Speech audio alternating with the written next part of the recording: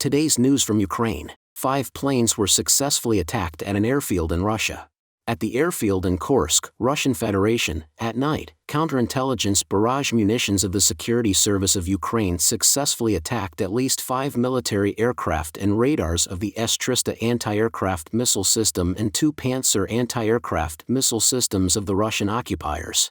This was reported by the RBK-Ukraina publication with reference to its own anonymous sources in the leadership of the Security Service of Ukraine. Earlier, it already reported on the explosions that Kursk residents heard and saw at night. It is claimed that the invaders' air defense managed to shoot down only 3 attack drones, while the others reached their targets. It is not known how many drones were involved in the attack, but the Russians recorded at least 13 explosions.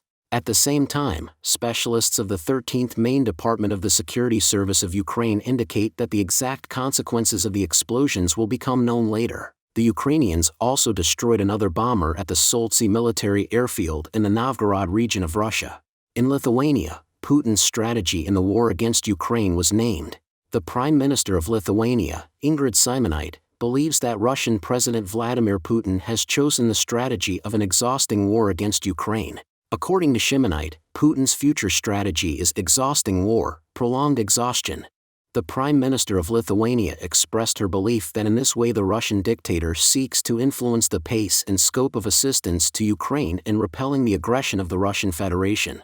Then political parties will come that will stop supporting Ukraine altogether. I see such a real opportunity, Simonite said. We will remind you that European Commissioner Virginijus Sinkevicius sees right-wing radical forces as a threat to the future of the European Union and support for Ukraine. He said this on the air of the Lithuanian public broadcaster LRT in the Topic of the Day program.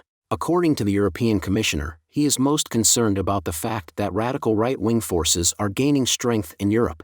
We know that often these are parties that openly met with Putin, shook his hand and received funding through various financial schemes and banks, and in this case it is very worrying, because it can affect not only the support of Ukraine, but also the future of the European Union as a whole, Sinkevicius believes. In view of this, the European Commissioner said, it is extremely important that the main parties in the European Union do not take on a more radical right-wing agenda.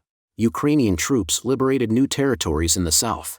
Fighters of the defense forces are moving forward in the direction of Tavria. Oleksandr Tarnovsky, the commander of the Operational Strategic Group of Troops Tavria, announced this today in his Telegram channel, traditionally without details and geographical clarifications. However, he does not make such statements often, even when it is known from other sources about Ukrainian successes in his area of responsibility, and this means that the successes are really significant. After all, the General Staff of the Armed Forces of Ukraine indicated in the evening briefing that the Melitopol subdirection, the western part of the Zaporizhia region, remains the only one where Ukrainian defenders are conducting a counteroffensive operation.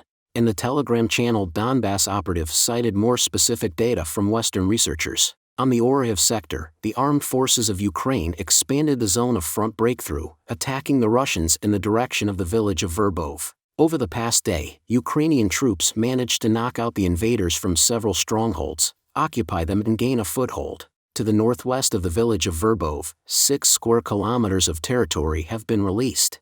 The offensive on Verbov continues. More specifics were added at the General Staff. Despite rather difficult combat conditions, Ukrainian troops advanced in the areas of Urozhny, Robotny, and also had success in the Melitopol and Berdyansk directions near Staromayersky. And at this time, the troops are advancing in the direction of Novoprokopivka, this is near Robotny, and in the direction of Molotokmachka, Okeretyavate, said the spokesman of the Joint Press Center of the Defense Forces of the Tavria region, Oleksandr Stupin, on the air of the telethon.